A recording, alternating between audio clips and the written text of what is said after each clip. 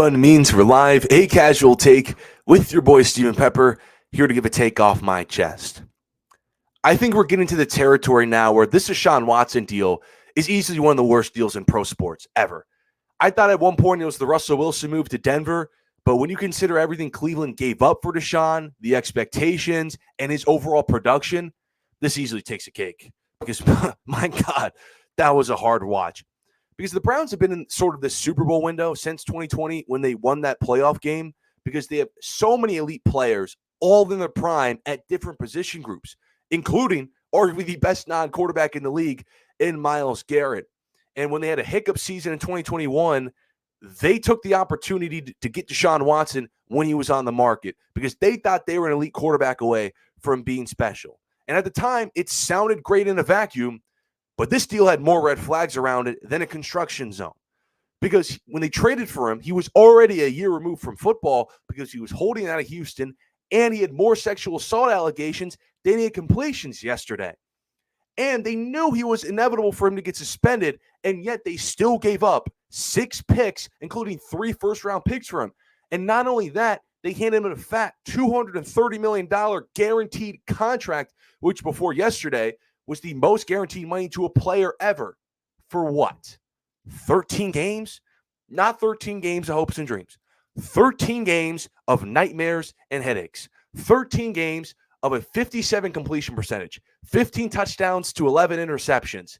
That's what they got. To my fellow college students out there, if you ever need to miss that mandatory class, you need an excuse, just look at those numbers. They'll easily get you sick. I mean, not one of those stats since 2022 rank in the top 30, and that's their starting quarterback. He's one of the worst starting quarterbacks in the league.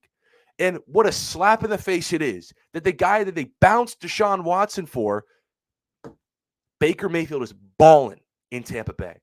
Baker yesterday threw for 4 touchdowns, won a playoff game in Tampa Bay last season. Where is that from Deshaun? Baker looks confident. He's slinging the rock. His teammates love him. The fans love him.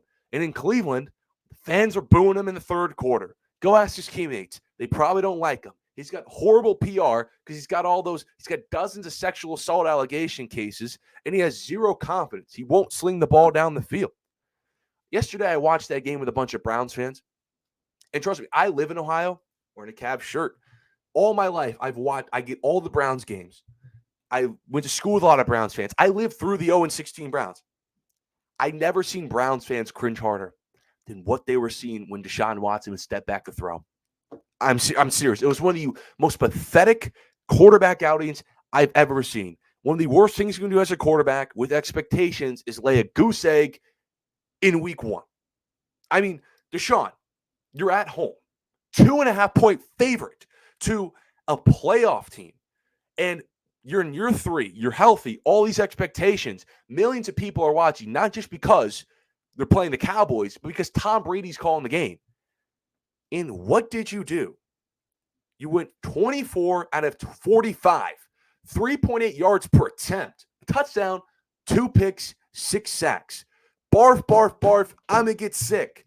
And his down the field stats, this man couldn't throw the ball down the field to save his life. 3 of 14 on passes, 10 yards plus down the field, 44 passer rating. He wasn't even close on balls down the field. It's not like Trevon Diggs and Doron Bland were batting these contested balls night in and night out. He was missing guys 10 yards past their heads. He was throwing balls into the end zone. It was that bad. He had more balls 10 yards down the field go out of bounds than in the hands of his receivers. I mean, seriously, I've been giving this guy an excuse for the last 2 years. Coming off suspension, coming off a shoulder injury, coming off this. He's in and out of the lineup. Let him get acclimated. This team's really good. Let him come back to Pro Bowl shape. It's year 3. He's healthy. This team's good. No more excuses. Show me something. I know the 2 offensive tackles that's starting for you didn't play. Nick Chubb is going to be out for even longer. I know that. I saw Matthew Stafford without his 2 starting left tackles yesterday, without Puka Nacua for most of the game, and yet threw for 300 yards, had a touchdown, and almost beat Detroit in Detroit. You played Dallas, and you got smacked. I can tell you right now, just show me something. Show me some flashes. 13 games of hopes and dreams, not nightmares and headaches. Cleveland would just love to bench this guy right now, but they can't because he's got a $72 million cap hit. Not in 2024, not last year, not in 2022, but next year and the year after. That's 25% of their cap for the next 2 years. They're stuck. This isn't the Russell Wilson deal where they can just move off Russ in 2 years, got Bo Nix lined up. He only replaced Drew Lock, and they had playoff at best expectations. This team had Super Bowl expectations since the turn of the decade. And that was given the responsibility to lead that was Deshaun Watson. You got Myles Garrett, Defensive Player of the Year. You got Denzel Ward. You got a 2-time Coach of the Year. You got Nick Chubb when he comes back healthy. Amari Cooper's a top 5 wide receiver. You got some pieces here, and yet you're this bad.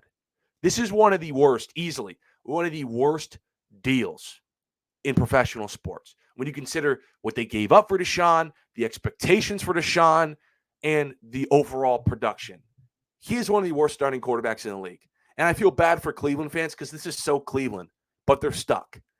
And yet you're watching that for 16 more games. Woo! But I appreciate everyone for tuning in this episode of A Casual Take. Follow my social medias to stay up to all things related to the show. Some casual takes to the handle. Stop by tomorrow. I'm going to talk about Monday Night Football. And until then,